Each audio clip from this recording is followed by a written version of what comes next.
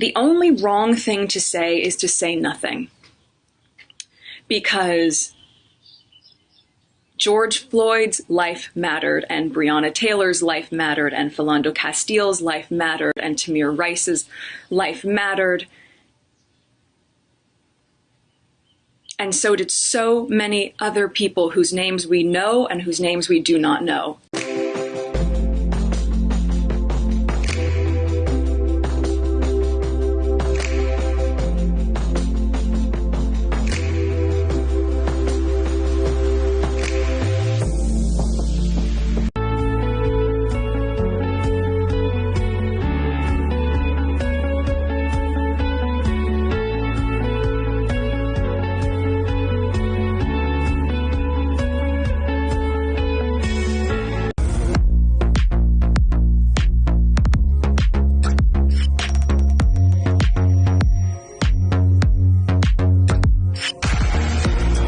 I showed them specifically the image of the parallel of what was happening in Michigan, where there were white people yelling in the face of cops holding guns and nothing was happening, versus people that were sitting on the ground protesting, peacefully being tear gassed. And I said, what kind of problems do you see with this picture? Tell me about what you're looking at right now.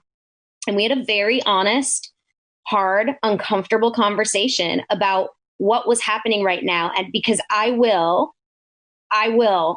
this, you can put it on my gravestone, I will raise anti-racists.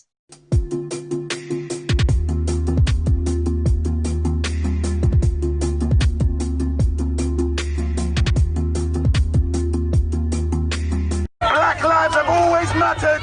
We have always been important. We have always meant something. We have always succeeded, regardless. And now is the time. I ain't waiting. The conversation shifts every time because you have to find a way to support their feeling. And it really hit home, I think, when he was learning to drive. And that's when the conversation shifts again, because you kind of have to make them very clear about what they're supposed to do when they're out there in that car by themselves, and right. more than likely are going to get pulled over just because you're a young black man. Her biggest question to me was, why didn't he take his knee off of his neck? And like, you know, and then I have to further explain who you are, and you're a young black queen, and why, you know, there are going to be some people out here that don't like you solely because of who you are and just the color of your skin and where you come from. And she's looking at me with these eyes that she's a little confused by it, obviously, because she's like, what? But then it's like she's watching the television and we're watching CNN and we're seeing what's going on. And I'm explaining to her why we've reached this breaking point. I'm saying names of people from years past that this has happened to. And she's a little confused, but she understands. I would say, don't take that sledgehammer.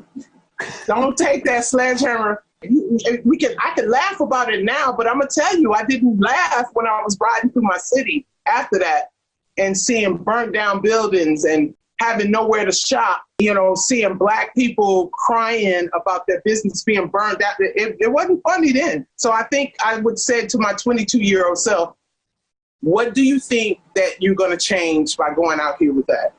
It was because I love people.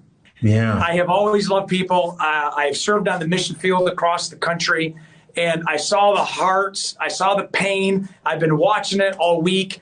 And when I saw the first fist bump in the crowd and a mini hug, I said, that's it. We can listen to what they're saying. And so there was, I love to say I planned it. I love to say it was all scripted, but it really wasn't. I just knew a helmet and batons, those are barriers.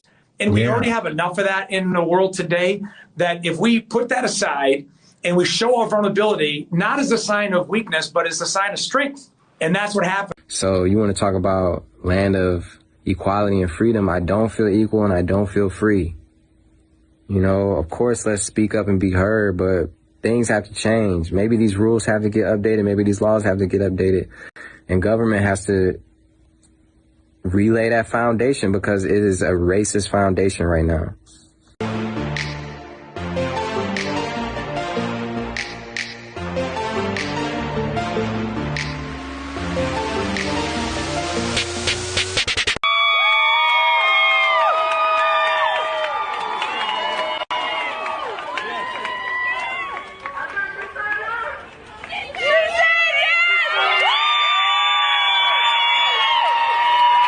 have been other controversial deaths recently. Do you think this will finally ignite change? Look, I think we're at the point in our society where there was a tipping point where Americans really realize that we cannot stand anymore and let this happen and not say anything. But it's also becoming a tipping point for law enforcement to educate themselves on how is this continuously happening.